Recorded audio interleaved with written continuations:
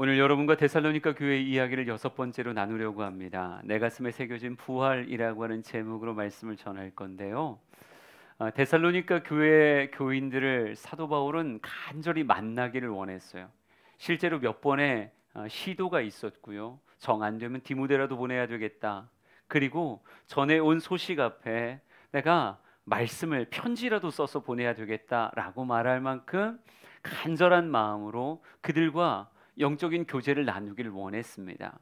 근데 특별히 서신을 보내면서 그가 원했던 것 중에 하나가 환난 가운데 흔들리지 않고 굳건하길 원하는 것도 있었지만 그들의 믿음에 부족한 것을 보충해 주려 함이다라고도 표현하고 있어요.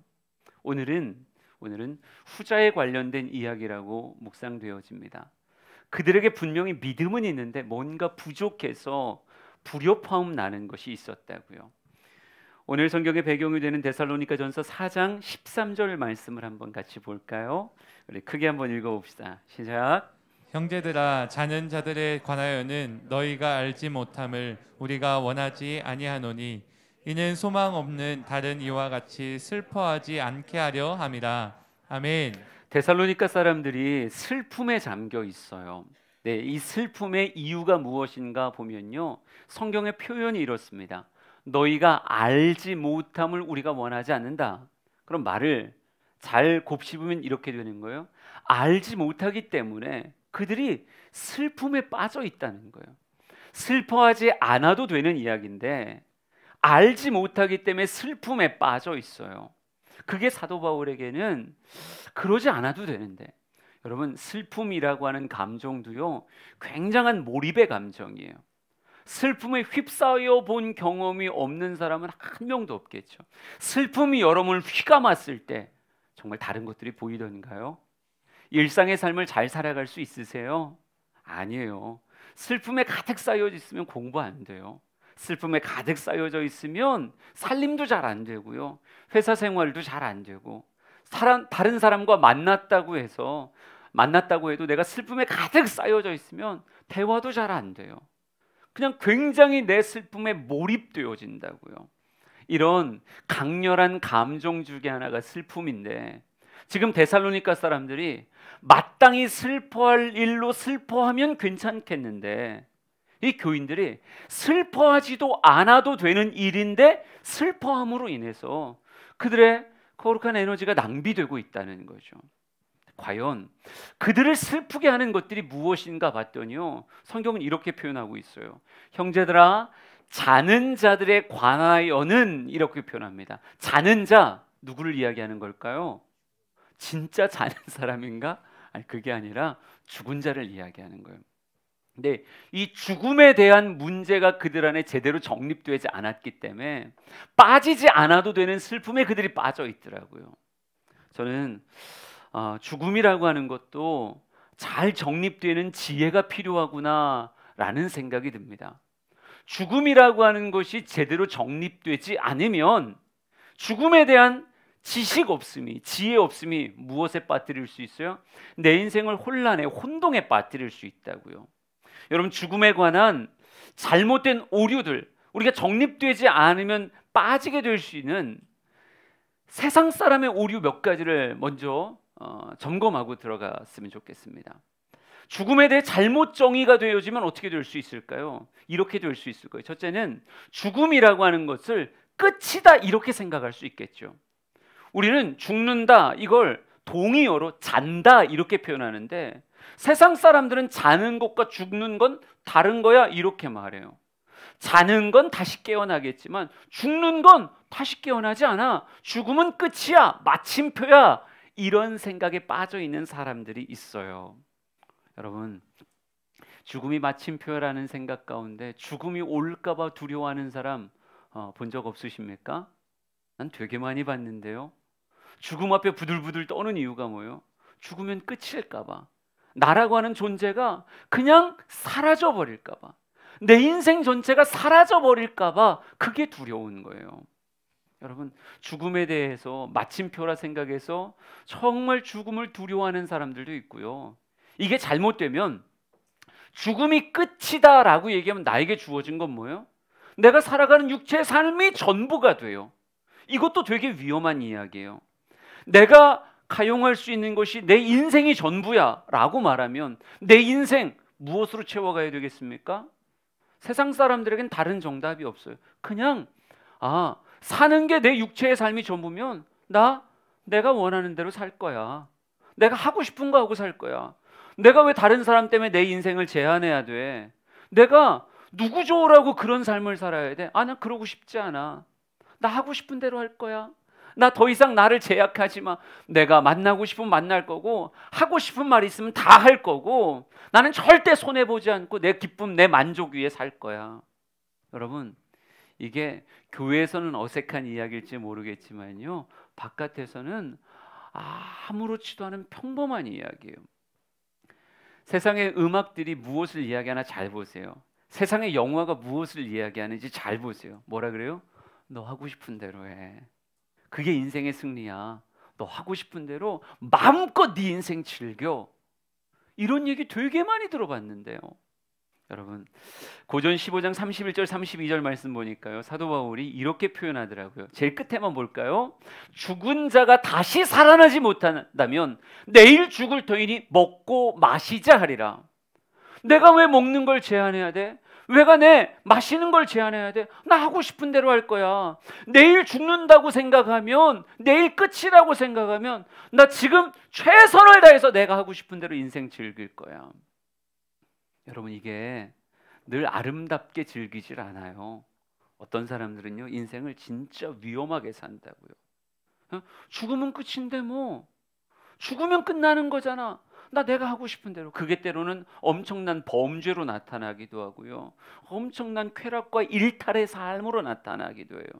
수많은 범죄자들에게 왜 그런 끔찍한 일을 저질렀냐고, 왜 그런 해서는 안 될 일을 했냐고.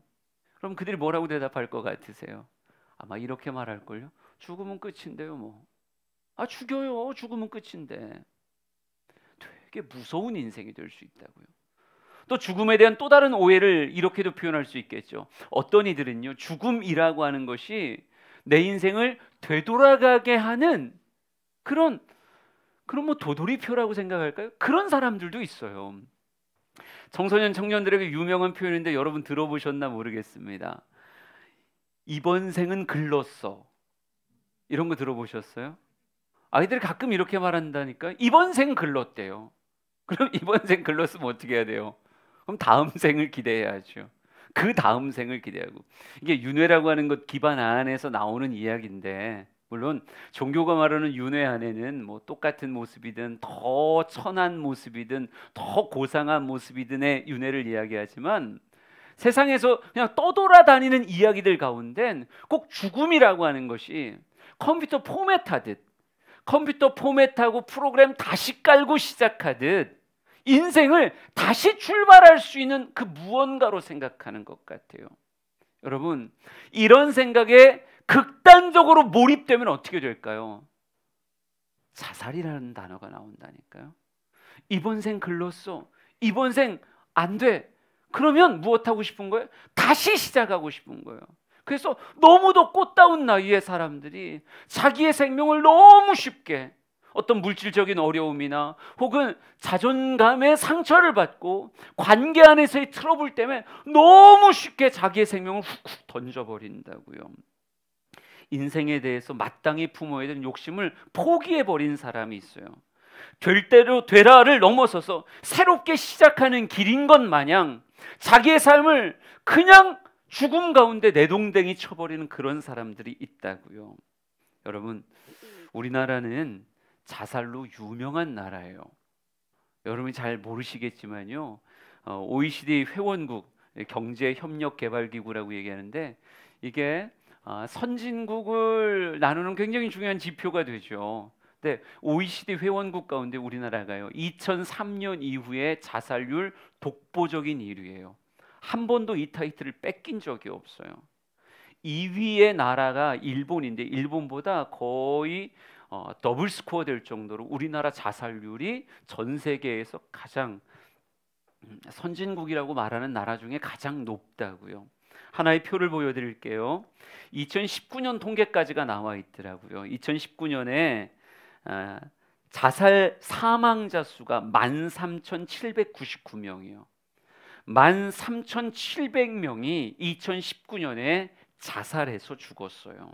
또 통계로 자살률이라고 하는 건 인구 10만 명당 자살자 수를 퍼센테이지를 낸 거예요. 그랬을 때 인구 10만 명당 몇 명이 자살을 하는가? 26.9명, 27명이 10만 명당 자살한다는 거예요. 하루 평균 몇 명이 자살로 사망하는가? 37.8명입니다. 2019년에 그러했어요. 우린 2020년이 어떤 한 해였는지 여러분 잘 아시죠? 코로나의 광풍이 수많은 사람들을 실직으로, 경제적인 어려움으로, 삶의 정말 엄청난 위기로 한 번도 경험해 보지 못한 한 해를 2020년에 보냈어요. 그리고 그것이 나아질 거라고 하는 기대를 품고 2021년을 시작했지만 지금 나오는 지표들은 여전히 또 4차 대유행이 올지도 모른다. 우리에게 있어서 정말 면역이 다 사회적 면역이 이루어지기까지는 올해가 다 갈지도 모르고, 아니 내년이 될지도 모른다는 그런 이야기까지 들려오고 있어요. 코로나 블루는 코로나 시대로 인한 우울증을 표현하는 말인데, 이 코로나 블루에 빠지지 않은 사람이 없을 만큼 각층의 사람들이 참 우울해하고 있어요. 여러분은 이 지표가 떨어질 거라고 생각하십니까? 아니면 더 올라갈 거라고 생각하세요? 자살이 10대, 20대, 30대 청소년, 청년층의 사망 원인의 1위가 자살입니다. 그리고 너무 가슴 아픈 것 중에 하나는요, 자살률이 오히려 연령에 대비해서 올라가고 있다는 거예요. 노인의 자살률은요, 평균적 자살률이 26.9명이었잖아요. 근데 노인 세대의 자살률은, 우리나라 자살률은 53.3명입니다. 전체 자살률의 2배 가까운 수치가 노인 인구의 자살, 그러니까 이미 은퇴하고 노인인데 삶을 평안히 누리고 쉬면서 인생을 살 것 같은 그 노인 세대에 극심한 우울증들이 있고요, 자기의 삶을 그냥 내던지는 비율이 청년층 혹은 평균층에 비해 2배 이상 높아요. 이게 우리나라의 현실이에요. 왜 이렇게 많은 사람들이 자살을 시도하고 실제로 자살을 할까요? 자살 시도는 실제로 죽은 사람에 비해서요 거의 40배 이상이에요. 40명이 시도했을 때 1명. 청소년 청년들은요 이 수치가 150배까지 올라가요. 자살을 시도한 사람 150명 중에 1명이 청소년 자살로 그렇게 생을 마감하는 거예요. 그러니까 끔찍한 통계죠. 근데 이 끔찍한 통계가 대한민국을 사로잡고 있다니까요. 사로잡는 이유 중에 하나가 뭘까요? 죽음에 대한 아주 심각한 오류. 이번 생은 틀렸어.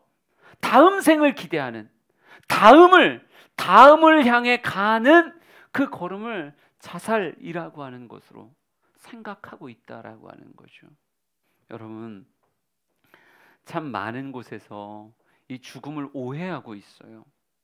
죽음이 꼭 인생의 마침표인 것 마냥 죽으면 끝이야 이렇게 생각하는 사람도 있고, 죽음이 다시 한번 육체의 삶에 다시 한 번의 시작점이 된다고 생각하는 사람들도 있어요. 이게 다 무엇입니까? 세상이 거짓의 아비인 마귀가 사람의 삶을 망가뜨리기 위해서 이렇게 저렇게 충동하는 거죠. 우리 성도들이 이런 충동에 빠지지 않았으면 좋겠습니다. 여러분, 자살 안 되는 거예요. 생명의 왕이신 하나님께서 극도로 싫어하는 죄악 중에 하나, 정말 대표적인 것이 자살입니다. 나에게 생명 주셨다는 건, 오늘을 살게 하셨다는 건 무엇이 있다는 거예요? 살아갈 이유가 있다는 거고, 그 안에 하나님이 하실 일을 생각하면 나의 계산을 넘어서는 소망이 그 안에 있을 수 있다는 거예요.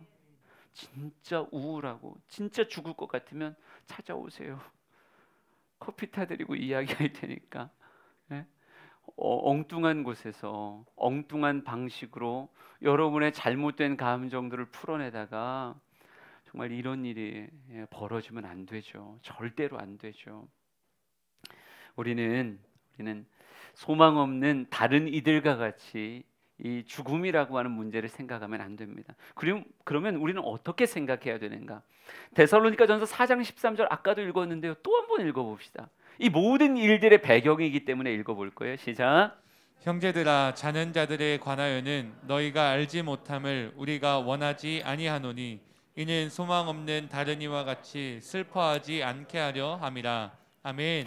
데살로니가 교회는요, 익히 이야기했지만 대략 한 3주간의 바울의 선교를 통해서 세워진 교회였고요. 그 이후로는 리더자들 없이 자기들끼리에 들어온 몇 가지의 말씀들을 가지고 교회를 이루었던 사람들입니다. 그런데 물론 좋은 교회였죠. 본을 잘 받았고 본이 되어지는 그런 교회라고 칭찬하며 데살로니가서를 시작했어요. 그러나 그럼에도 불구하고 여전히 미숙함이 있다는 건 무엇이냐면요, 그들이 듣기는 들었는데 들은 것을 제대로 조합을 못하면 어떻게 돼요? 엉뚱한 결론이 도출될 수 있어요.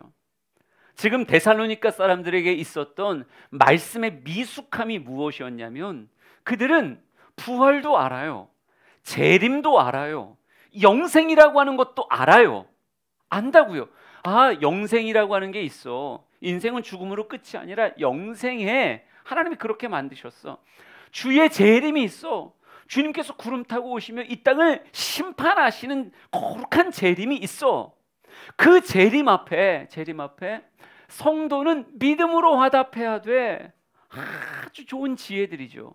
근데 이 지혜들을 가르치는 자 없이 자기들끼리 이것을 조합하다 보니까 어떤 이상한 메시지가 만들어졌냐면요, 이렇게 만들어졌어요. 주님께서 재림하실 때, 그러니까 그 당시만 해도 초대교회 성도들은요, 임박한 재림에 대한 의식이 있었거든요. 곧 오시리라, 곧 오신다. 그러니까 얼마 지나지 않아서 주님이 곧 오신다. 우리는 지금 주님이 복음이 얼마나 땅끝까지 퍼지기를 원하는지를 알죠. 그러니까 재림이라고 하는 것이 우리의 생각만큼 급하게 일어나지 않는다. 물론 우리가 재림을 소망하지만 그럼에도 불구하고 급하게 일어나지 않는다는 걸 2000년의 역사를 통해서 알고 있지만 초대교회 성도들은 그렇게 생각 안 했거든요. 곧 오신다, 금방 오신다. 근데 금방 오시는 그 재림을 무엇해야 된다? 내가 믿음을 가지고 살아있는 채로 주님 앞에 서야 된다. 그때 서는 자가 어떻게 된다? 영생을 얻는, 천국에 참여하는 자가 된다. 이렇게 생각했어요. 지금 제가 무슨 말을 했는지 모르시겠죠? 데살로니가 사람들의 묘한 결론이 뭐였냐면, 살아있는 상태로 믿음을 갖고 누구를? 곧 오시는 재림의 주님 앞에 딱 설 때 그 사람들이 영생으로 초청을 받는다. 그러니까 그들이 생각했던 잘못된 생각 중에 하나가 뭐였냐면, 그러면 이미 성도였지만 죽어버린 사람들, 성도였는데 주님의 재림을 보지 못하고 죽은 자들은 어디 안에 들어갈 수 없다? 영생 안에 들어갈 수 없다라는 가르쳐보지 않는 생각을 참신하게 했어요. 여러분, 우리가 이 배움이라는 게 되게 중요한 게요, 우리가 미숙하면요 그냥 내가 듣고 싶은 단어들만 들어서 내 마음대로 조립을 해버려요. 그리고 신앙 안에서 자꾸 서로 간에 그런 이야기를 하다 보면 그게 말씀과 전혀 상관없는 이야기, 물론 여기서 재료를 따왔긴 했지만 주님이 정말 제공하려고 했던 그런 영의 양식이 아니라 이상하게 세상과 짬뽕되어진 그런 양식을 신앙적이다라고 말하면서 서로 나누게 된다고요. 그러니까 데살로니가 교회에 그런 생각들이 있었던 거예요. 아이고, 어떻게 하면 좋아. 아무개 집사님이 주님 재림도 못 보고 돌아가셨어. 신앙생활 했던 분인데 어쩌면 좋아. 천국 못 가잖아. 영생 못 얻잖아. 막 이런 생각 가지고 크게 슬퍼했다는 거예요. 우리는 지금 살아있어서 주님 오시면 천국 갈 텐데, 아이고, 아무개 집사님 먼저 돌아가셔가지고 주님 재림을 못 만났으니 어떻게 천국 간단 말이냐. 아주 슬퍼하며 그렇게 됐다는 거죠. 여러분, 이런 생각이 잘못되게 자리 잡으면 어떤 결론이 나올까요? 첫째, 이렇게 되겠죠. 죽을까 봐 두렵겠죠. 그냥 죽는다는 게 천국으로 들어가는 초입이다 생각은 하지만 재림 전에 죽는 건 너무너무 무서운 거예요. 그러니까 어떤 사회적인 압박이 순교의 위기로 다가온다 그러면 어떻게 할까요? 어떻게든 도망 다녀야죠. 예? 몸이 조금이라도 아프다? 그러면 이게 혹시나 날 재림 전에 죽게 할까 봐 두렵겠죠. 예. 그런 이상한 두려움에 사로잡힐 때고, 그렇게 실제로 죽어간 사람들을 보면 너무 그의 삶이 안타까우니까 조금만 더 살지, 주님 곧 오실 텐데 왜 벌써 죽어가지고 그래, 막 펑펑 울면서 슬퍼하는 거예요. 그 슬픔에 사로잡혀서 일상이 무너질 만큼 그렇게 괴로워하는 거죠. 이런 오류들이 삶에 있었다고요. 분명히 다 부활의 개념도, 영생의 개념도, 재림의 개념도 말씀 안에서 온 것임에도 불구하고 이것이 정립되지 않으니까 이상한 오류로 남게 된 거예요. 저는 우리 주양의 성도들이 말씀에 대한 이 정립된 지혜에 대한 그런 갈망이 있었으면 좋겠어요. 우리가 성경 들고 다니면 되지 뭘 읽기까지 해야 돼. 읽으셔야죠. 200일 성경 통독이 열립니다. 네, 읽어야죠. 큐티 해야죠. 성서대학 열심히 참여도 하시고, 안 되면 제가 몰랐는데 녹음본들이 막 돌아다니더라고요. 알아서 그런 것도 들으시고 열심히 양육받겠다라고 하는 그런 사모함들이 여러분 안에 있었으면 좋겠어요. 정립되지 않는 게 참 무서운 거니까. 바울이 서신을 보냅니다. 너희들의 믿음에 부족한 것을 보충하리라 라고 하며, 잘못된 슬픔에 사로잡혀 있는, 죽음에 대한 슬픔에 사로잡힌 자들에게 말씀을 전하고 있어요. 우리 한번 성경을 쭉 한번 읽어보겠습니다. 오늘 4장 13절부터 17절까지 말씀을 다시 한번 읽어볼게요. 생각하면서 읽습니다. 시작. 형제들아, 자는 자들에 관하여는 너희가 알지 못함을 우리가 원하지 아니하노니 이는 소망 없는 다른 이와 같이 슬퍼하지 않게 하려 함이라. 우리가 예수께서 죽으셨다가 다시 살아나심을 믿을진대 이와 같이 예수 안에서 자는 자들도 하나님이 그와 함께 데리고 오시리라. 우리가 주의 말씀으로 너희에게 이것을 말하노니 주께서 강림하실 때까지 우리 살아남아 있는 자도 자는 자보다 결코 앞서지 못하리라. 주께서 호령과 천사장의 소리와 하나님의 나팔 소리로 친히 하늘로부터 강림하시리니 그리스도 안에서 죽은 자들이 먼저 일어나고 그 후에 우리 살아남은 자들도 그들과 함께 구름 속으로 끌어올려 공중에서 주를 영접하게 하시리니 그리하여 우리가 항상 주와 함께 있으리라. 아멘. 오늘 우리 가운데도 부활에 관한 생각들이 성경이 무엇이라고 말하고 있는지가 정립되어지는 시간이 되었으면 좋겠어요. 그래서 과연 나는 어떻게 생각하고 있었는데 말씀이 실제로 무엇이라고 표현하는지를 잘 보셔야 돼요. 첫째, 4장 13절 계속 이야기하지만 이렇게 써 있습니다. 형제들아, 자는 자들에 관하여는 너희가 알지 못함을 우리가 원하지 아니하노니. 자는 자들이라고 표현하고 있어요. 지금 데살로니가 교인들도 빠져있는 거짓의 속임수가 뭐였냐면, 우리가 영생이라고 들어가는 게 살아있는 사람만이 재림의 주님을 만나며 영생 들어가는 거지, 그 전에 죽은 사람들은 그러지 못해. 죽음은 마침표야, 끝이야, 이런 생각이 이상하게 사로잡혀 있더라고요. 근데 성경은 우리에게 말합니다. 아니야, 죽음은 마침표가 아니라 쉼표야. 죽음은 자는 것이야, 이렇게 말하고 있어요. 여러분, 죽음은 결코 끝이 아닙니다. 영생으로 들어가기 위한 자는 것 같은 것이 죽음이에요. 우리 모두가 다 자면서 무엇을 기대해요? 내일의 하루를 기대해요. 너무 당연하게. 육신의 삶을 다 자고 육신의 죽음이라고 하는 것이 다가왔다고 해서 끝이라고 생각하면 전혀 안 된다고요. 죽음이 끝이 아니라 죽음은 뭐예요?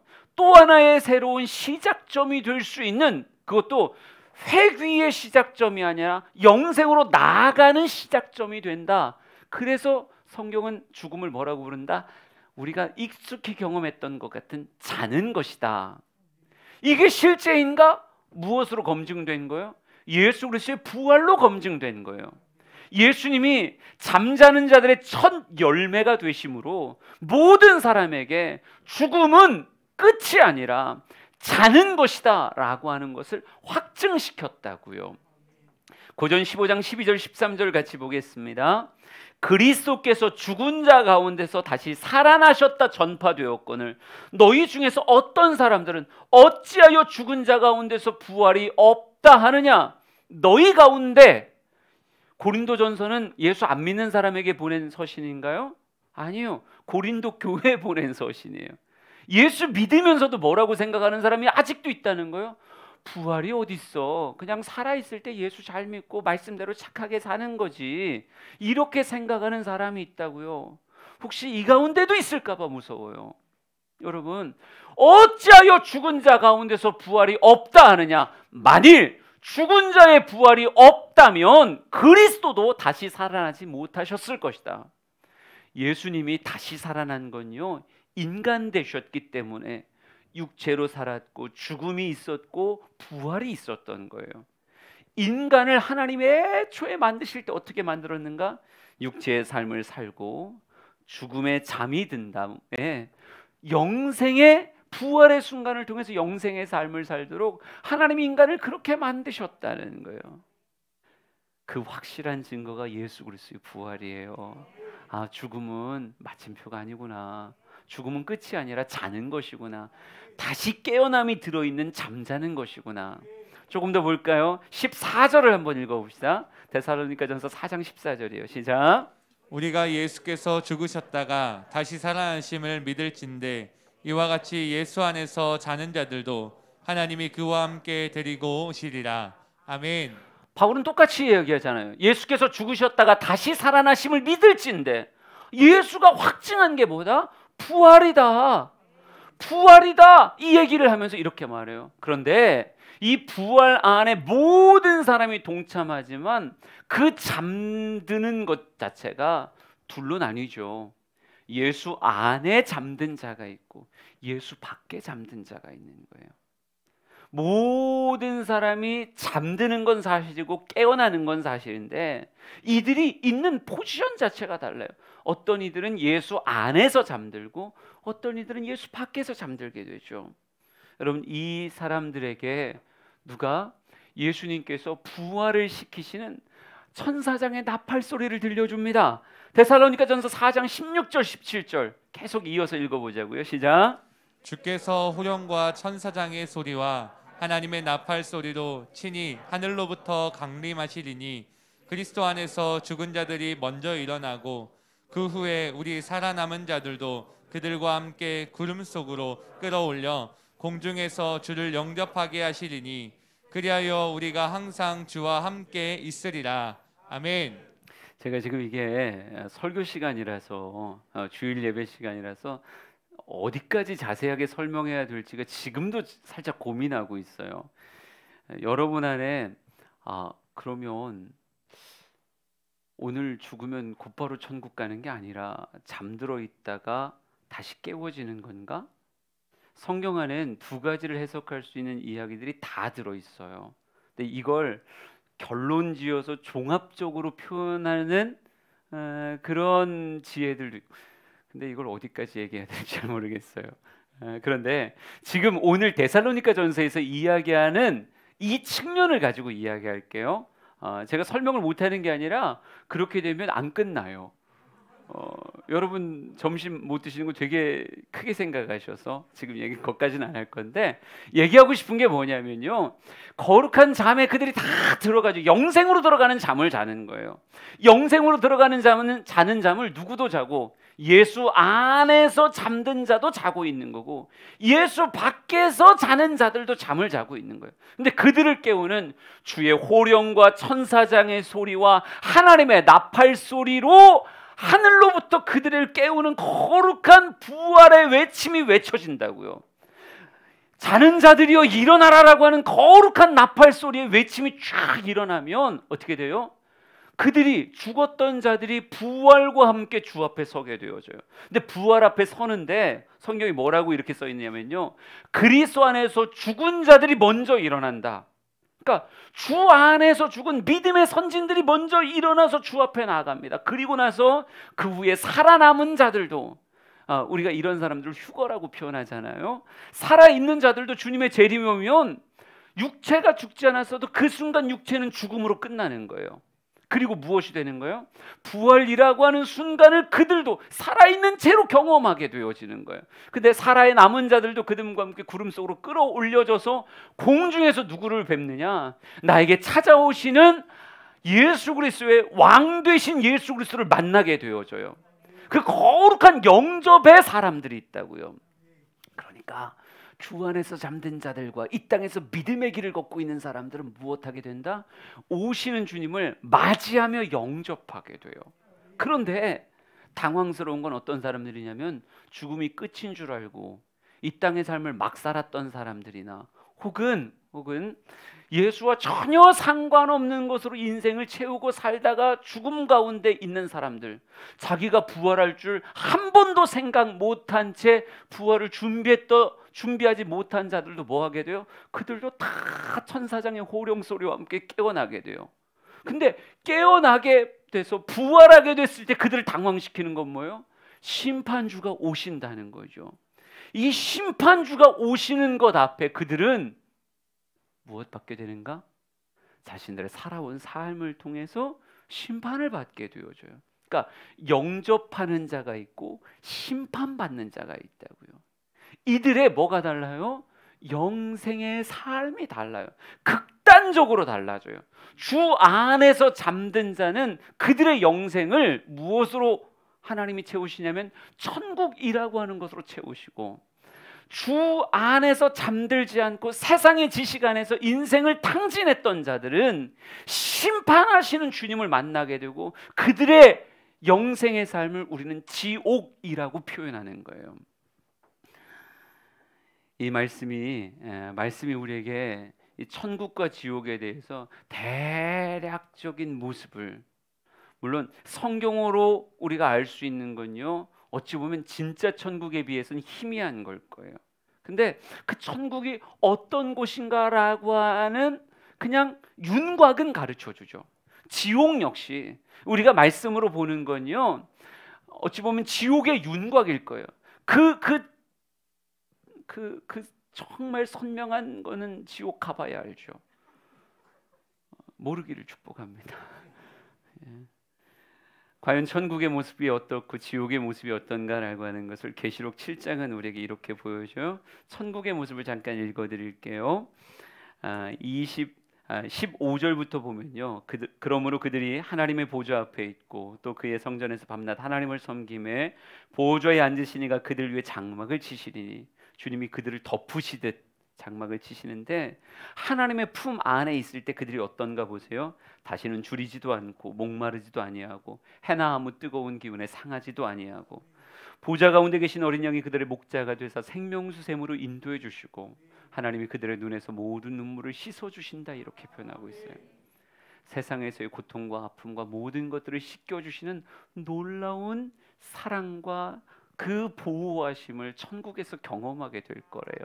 근데 반면 요한계시록 20장은요, 주 안에서 잠들지 못했던 자들의 모습을 이렇게 묘사하고 있습니다.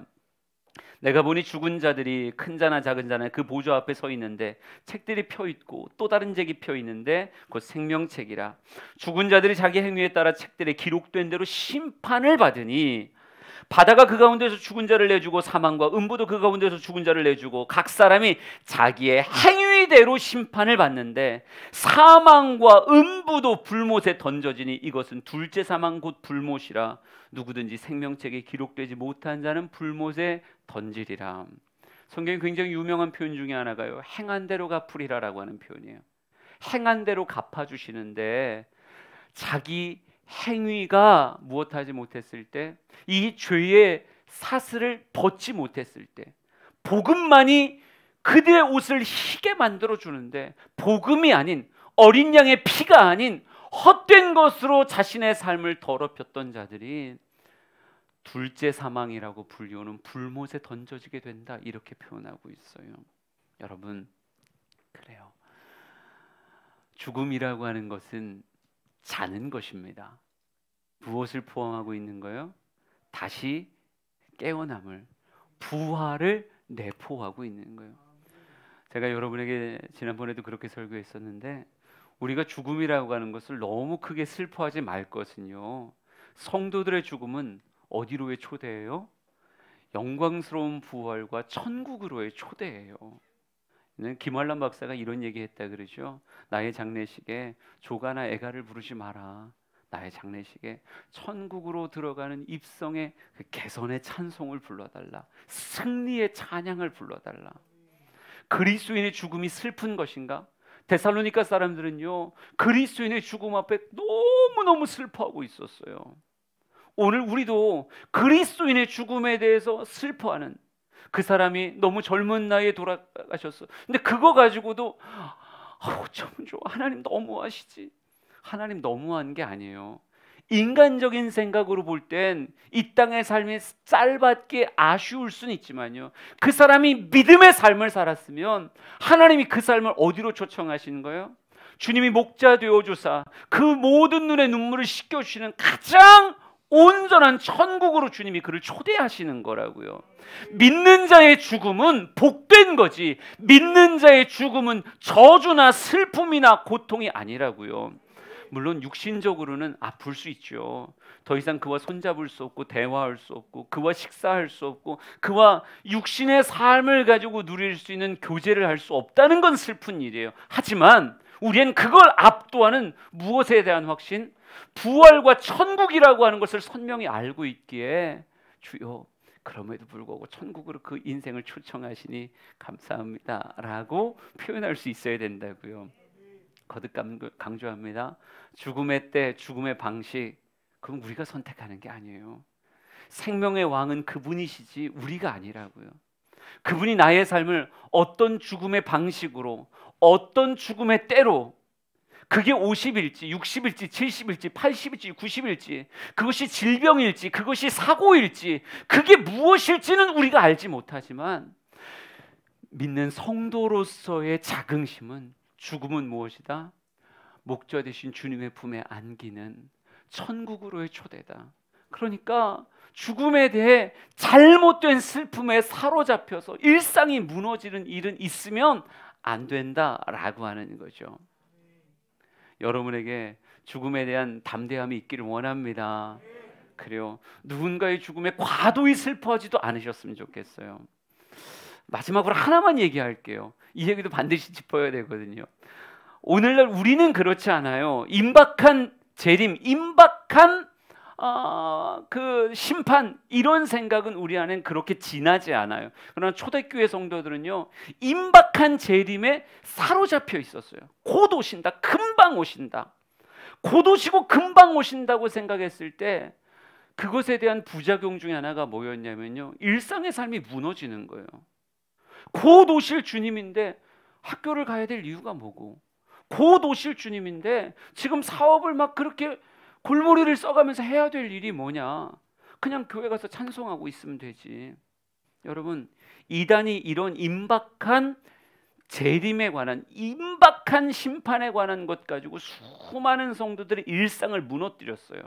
한때 다미선 교회가 몇 날 며칠이다 자기네들끼리 날짜를 딱 정해놨을 때 그것에 현혹됐던 사람들은요, 일상이 다 무너져 버렸어요.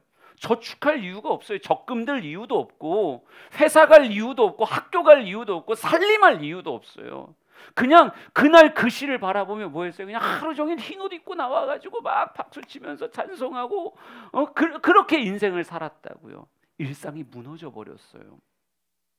근데 우리가 죽음이 두렵지 않고 죽음은 천국의 초대다라고 하는 복음적 신앙을 가졌을 때 우리의 일상을 무너뜨려도 되는 건가? 아니라고요. 우리가 꼭 알아야 되는 것 중에 하나가, 하나님은 육신의 삶을, 영원의 삶을 위한 복으로 주셨어요. 성도가 믿음을 가졌음에도 불구하고 그의 삶을 길게 살게 하시는 건요, 그 믿음의 삶을 통해서 영원을 무엇하라? 더 아름답게 축복하라. 세가족 시간에 다 배웠겠지만 고전 15장 37절 38절 한번 읽어볼게요. 같이 읽습니다. 시작. 또 내가 뿌리는 것은 장래의 형체를 뿌리는 것뿐이 아니요 다만 밀이나 다른 것의 알맹이 뿐이로되 하나님이 그 뜻대로 그에게 형체를 주시되 각 종자에게 그 형체를 주시느니라. 아멘. 아멘. 우리 육체의 삶을 성경은 이렇게 말하고 있어요. 뿌리는 씨다. 그게 씨앗이다. 하나님이 부활의 삶에 영광과 형체를 주세요. 그게 다 다르다고 부활장에 써 있어요. 해의 영광이 다르고 달의 영광이 다르고 별의 영광이 다른데 별과 별의 영광이 다르다. 쫙 다르다. 근데 이 영광을 누구에게 어떻게 주시는가? 성경은 이렇게 말했다고요. 각 종자에게 그 형체를, 각 종자에게 그 영광을 주신다. 개역 개정엔 각 종자에게라고 써 있지만요. 다른 번역본에는요. 각 종자에 따라, 그 뿌려준 씨앗에 따라. 우린 이걸 상급 심판이라고 하는 이야기로 되게 잘 알고 있는 이야기잖아요. 주님 앞에 설 때 이 땅의 삶을 통해 주님은 큰 칭찬과 복으로, 달란트 비유와 똑같습니다. 우리의 삶을 어차피 주님 오시면 끝인데 뭐 그러면서 신앙인으로서 인생을 낭비해 버릴 수도 있어요. 이런 사람은 꼭 한 달란트를 땅에 묻어둔 사람 같아요.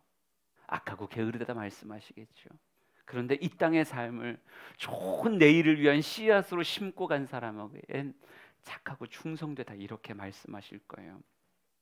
우리가 읽지 않았었는데 데살로니가 4장 11절 12절은 이렇게 말합니다. 너에게 명한 것 같이 조용히 자기 일을 하고 너희 손으로 일하기를 힘쓰라. 데살로니가 교인들아, 자기 일 잘해라. 조용히 자기 일 잘하고 일하는 걸 힘써서 해라. 그것이 외인에 대하여 단정히 행하는 삶이요 아무 궁핍함이 없게 하는 삶이다. 우리 주양의 성도들이요, 죽음에 대한 잘못된 두려움이나 잘못된 게으름의 삶이 있지 않았으면 좋겠고요. 성경을 바르게 알기에 하나님 언제 초청하셔도 돼요. 저는 죽음의 때 방법 다 주님 앞에 내어 맡깁니다. 주님 저를 천국으로 초청하시니, 믿음 있는 자로 세우시고 천국 초청하시니 감사합니다. 또한 주님께서 내게 주신 일상의 삶을 저 조용히 해가고 부지런히 살아가는 그런 이 땅의 삶을 잘 경영하는 인생으로 살겠습니다. 우리 주영의 성도들의 믿음에 부족한 것이 있다면 보충되었으면 좋겠고요. 바른 지식으로 부활을 바라보는 우리 모두가 되었으면 좋겠습니다.